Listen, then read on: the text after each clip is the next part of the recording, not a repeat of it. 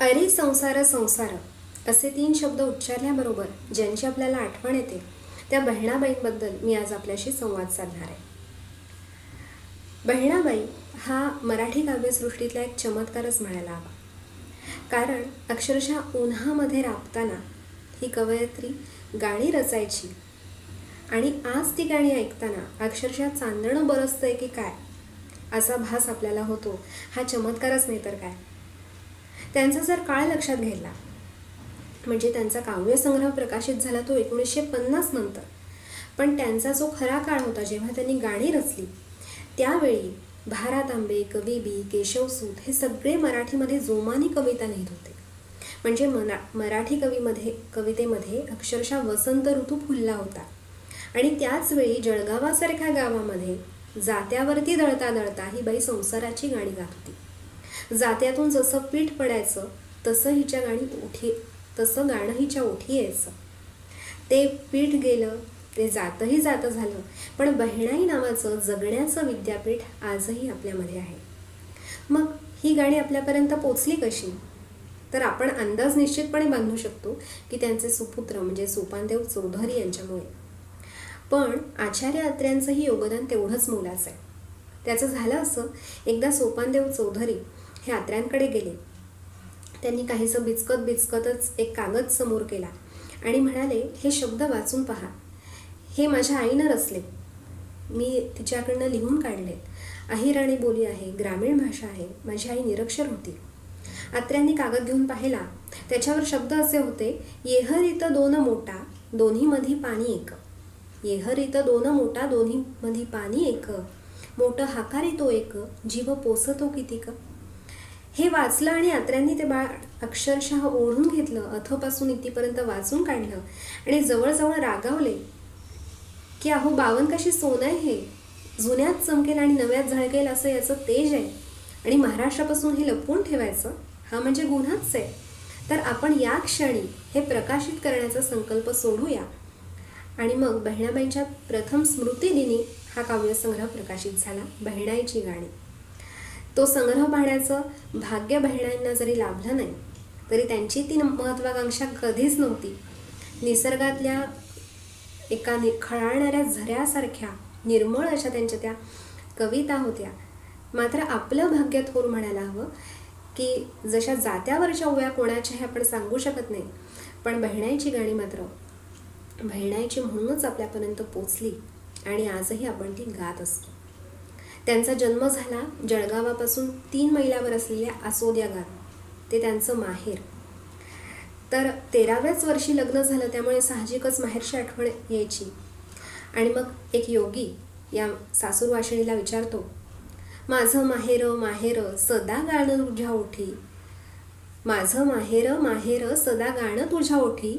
मग माहेरून आली सासर आले कशासाठी. त्यावर ही उत्तर देते, दे रे योग्या ध्यान ऐक कायमी सांगते. दे रे योग्या ध्यान ऐक कायमी सांगते. लेकीच्या माहेरासाठी माय सासरी नांदते. 13व्या वर्षी लग्न झालं आणि 30व्याच वर्षी वैधव्याची कुऱ्हाड कोसळली. पण बहिणाबाईंची विचारसरणी लक्षात घेण्यासारखी आहे. ते असं एका ठिकाणी म्हणतात की बांगड्या फुटल्या तरी मनगटात ताकद आहे. बांगड्या फुटल्या तरी मनगटात ताकद आहे. आणि यजमान गेले, मंगळसूत्र जरी नसलं तरी गळ्याची शपथ सोबत आहे. लहानगा सोपान या निसर्गकन्येला विचारायचा, आपल्या आईला विचारायचा की आई अगं तू इतकं काम करत असते, मग तुला हे सुचतं कसं. मग त्या कृतज्ञतेने म्हणायच्या, धरणी मातेबद्दलची कृतज्ञता व्यक्त करायच्या आणि म्हणायच्या, धरत्रीच्या आरशामध्ये मी सरक पाहते बाप्पा. आणि खरंच त्यांचा दृष्टिकोन किती सकारात्मक असावा.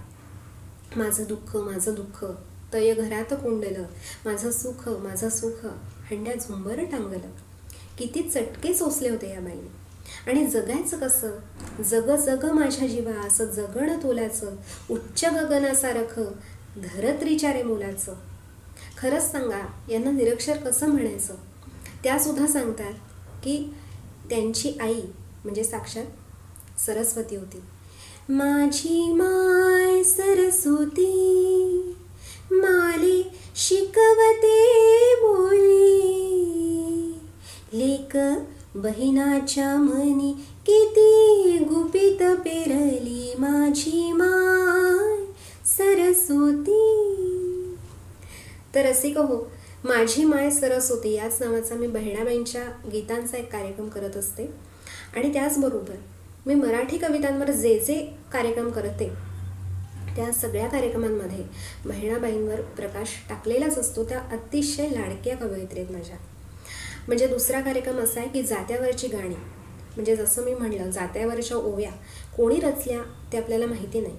मालन गीतं म्हणून ती प्रसिद्ध आहेत. इंदिरा संतांनी त्यामध्ये बरंच मोठं काम केलेलं आहे.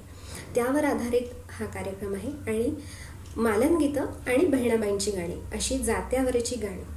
त्याचबरोबर आनंद यात्रा मराठी कवितेची, यामध्ये कुसुमाग्रज, बाभ बोरकर, विंदा करंदीकर, मंगेश पाडगावकर, सुधीर मुखे, शांता शेळके, बहिणाबाई, इंदिरा संत हे सगळे कवी कवयित्री आहेत. आणि त्याचबरोबर एका महत्त्वाच्या कार्यक्रमाचा मला उल्लेख करावा लागेल, तो म्हणजे शब्दयोगिनी. म्हणजे अक्षरशः आद्य कवयित्री महदंबा तिथपासून 2016पर्यंत 700 वर्षांचा आढावा घेणारा मराठी काव्यविश्वातला हा महत्त्वाचा कार्यक्रम आहे. आणि त्यामध्ये संत कवयित्री, जात्यावरच्या ओव्या, त्याचबरोबर स्वातंत्र्यपूर्व कवयित्री आणि आत्ताच्या आधुनिक कवयित्री असं संपूर्ण आढावा आहे. वैशिष्ट्य म्हणजे मी एकटी हा सादर करते, गायक वादकांची अजिबात साथ नाही. आणि तरीसुद्धा यामध्ये जशा कविता असतात, काव्य गायनसुद्धा असतं, निवेदन असतं, निरूपण असतं, आठवणी असतात, काही कथा असतात. आणि असा हा वैविध्यपूर्ण कार्यक्रम आहे. अर्थातच मी कवयित्री असल्यामुळे या कवितांकडे बघण्याची एक दृष्टी मला मिळाली. त्यामुळे टिपिकल स्त्रीवादी अशा कवितांचा भडीमार याच्यामध्ये निश्चितपणाने नाही. खूप वेगळा विचार, खूप वेगळ्या कवितांची निवड मी यामध्ये केलेली आहे. त्याचबरोबर निवेदिका असल्यामुळे त्याची बांधणी मला चांगल्या पद्धतीने करता आली. कारण 700 वर्षांचा आढावा घेणं ही खरंच सोपी गोष्ट नाही. आणि एकपात्री कलाकार असल्यामुळे कविता सादरीकरण, गायन, निरूपण, कथा, आठवणी हे सगळं वैविध्य जपता आलं. अर्थातच मला माझ्या मर्यादा माहीत आहे, कारण कलाकार असण्यापूर्वी मी एक रसिक आहे, आस्वादक आहे. त्यामुळे अनेक कलाकार, त्यांच्या कलाकृती यांचा मी सातत्याने आस्वाद घेत असते. त्यामुळे मर्यादांची निश्चितपणाने जाणीव आहे. मात्र कार्यक्रमामध्ये कधीही एकसुरीपणा येणार नाही आणि रंजकता कायम राहील याची काळजी मी नेहमीच घेते. आणि त्यात यशस्वी होते आपल्याच प्रोत्साहनामुळे, असा आत्तापर्यंतचा अनुभव आहे. तर तुम्हाला यापैकी कोणताही कार्यक्रम आयोजित करायचा असेल तर मला नक्की संपर्क साधा. तर आत्ता मी निरोप घेते. पुन्हा भेट होईलच. तोपर्यंत नमस्कार.